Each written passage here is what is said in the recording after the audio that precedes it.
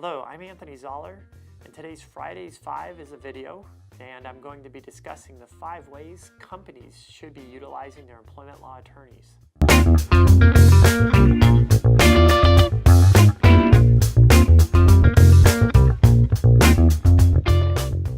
For this Friday's 5, I wanted to do a quick video talking about how companies should be utilizing their employment law attorneys.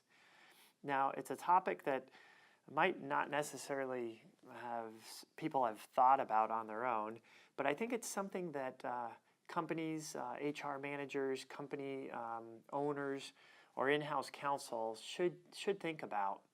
And it's important. The primary theme through these 5 items is the relationship you have with your employment law attorney. And it's important to have a good relationship and that they understand your business. So these 5 recommendations kind of all lead into that relationship building with the attorney. So first, I recommend that all companies should engage their employment law attorney to do an audit at least once a year.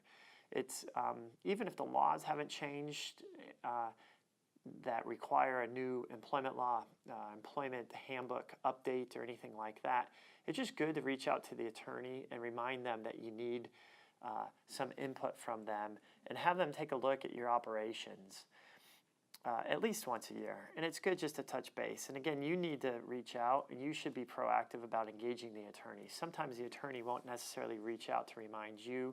They might not want to be pushy about pushing their services on you, or they might just be busy and haven't thought about updating or auditing your practices as well. So you need to be proactive about that.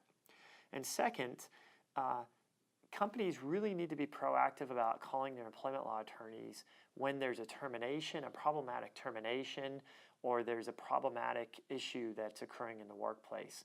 For example, if somebody complains about harassment and there needs to be an investigation, it's just good to engage your attorney at that point. And I tell all of my clients, that's really where my value comes in, when I'm engaged before there's litigation.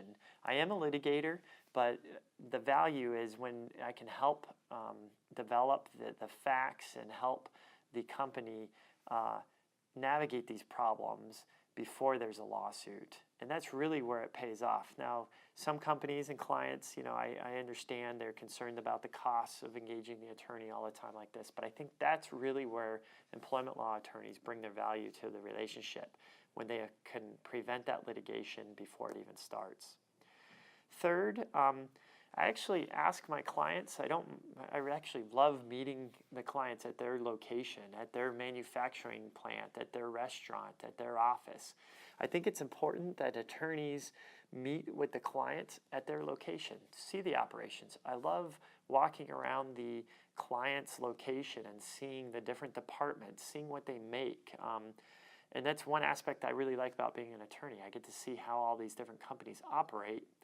But in addition to that, it's just good to understand the physical layout of the facility for the client. And then when something happens and it's part of the case, I know this already.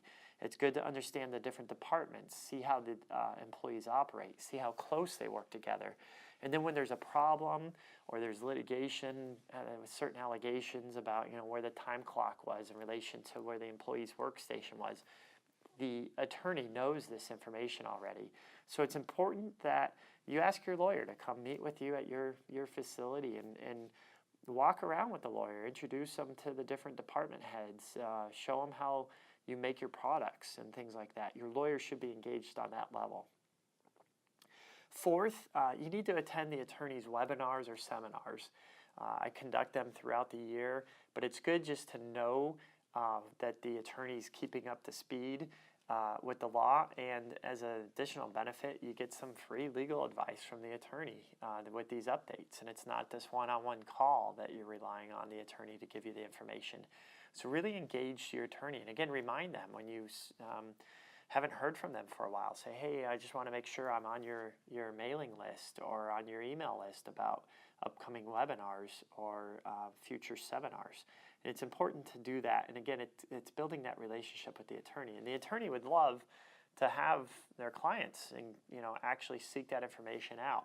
I'm usually putting that information on and trying to have people attend, and I understand everybody's busy, but it's hard to get people to attend. But it's nice to see clients that are really engaged and want to learn that information and use that information before we have to actually have a one-on-one talk with the client about updates and things like that.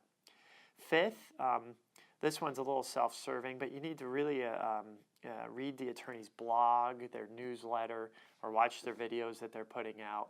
And again, you really understand how the attorney operates and see if the way they analyze situations and approach situations really resonates with the company and how the company approaches situations as well. And you can learn a lot by an attorney by seeing the articles they write, the videos they put on, things like that. So it's important to engage the attorney and see what other aspects outside of counseling and meeting with clients, what other issues that they're talking about and presenting on and writing about.